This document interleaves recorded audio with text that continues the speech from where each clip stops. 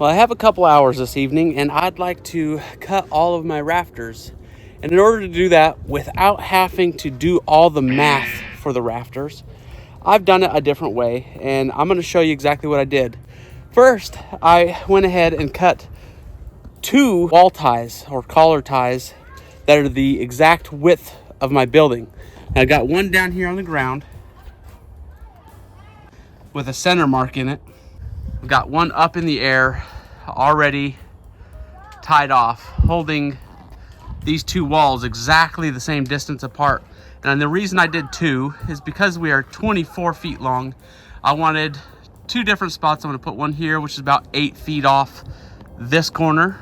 I'm going to do another one about 8 feet off that corner to tie those 2 parts together. And these will keep both of these walls exactly parallel, so that when I'm cutting my rafters, I don't have to worry whether or not some of the wall is kicked out one way or the other. So what I'm going to do is show you exactly how I figured out the length of my rafters. So the first thing you need to do in determining your rafter lengths is cut a bottom cord that is the exact width of your building. The very bottom corners of that board will represent the points at which your rafters are resting if you do not want to cut a seat cut or a bird's mouth like I decided not to do. Second step is find a middle point on that bottom cord. That point right there represents exactly half the distance of the building. And this board here, I ran perpendicular so that I had something to rest my rafters on. I cut a 3/12 pitch on 2 pieces of lumber to represent my 2 rafters coming together. And because this is perpendicular to my bottom cord, I had a reference point of where to lay these rafters, and then also where on this bottom cord they will be meeting, which would represent the very top of the wall. From this point, I decided to go ahead and mark some reference points on the bottom edges of my rafters so that I knew exactly where I would be sitting on that wall, and I can make reference marks on each rafter from this point forward. Once I have a reference point, I decided to go ahead and take my tape measure off the top edge of my rafter, measure down 1 inch shy of my 80-inch metal, making my rafters 79 inches long, and cut my 3/12 pitch on the bottom edges of my rafters. Now that we've determined the pitch and the length of our rafters, it is time to start cutting some collar ties. Now, because I have 8-foot dimensional lumber, I decided to go ahead and cut it in half. So I have 4-foot collar ties. I put a center mark in, and I made reference points of where those collar ties should connect with these rafters once I start putting them together. Now, you need collar ties because your rafters will tend to want to bow down if you don't have anything holding them together nice and tight.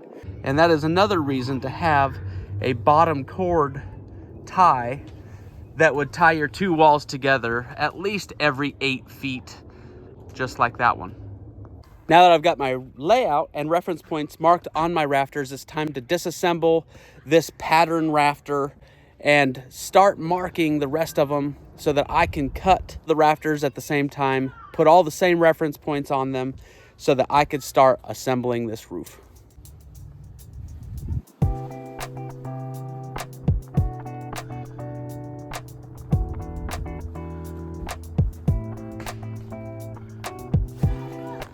Now, when you're setting up to start cutting your rafters, you want to do it in groups of 2 so that you have 1 rafter for each side, and you know that you have cut just enough and you don't overcut or undercut yourself, so that when you've already put your pattern rafters up, you don't have to rethink what you're cutting.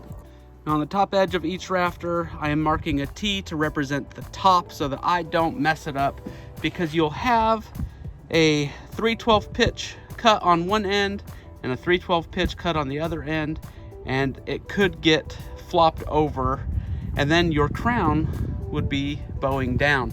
So while you're cutting your patterned boards, you want to make sure you stack them in twos and have the crown going the same direction, and mark as you go your tops.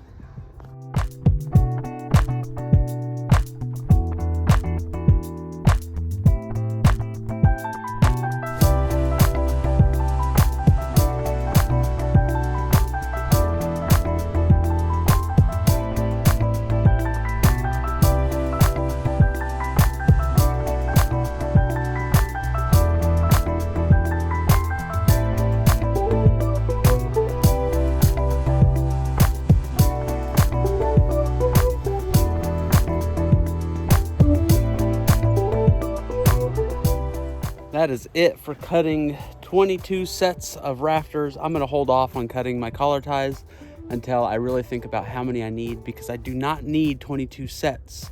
Some of these rafters are going to be up against the bottom cord, and some of them are for the outside of our gable ends.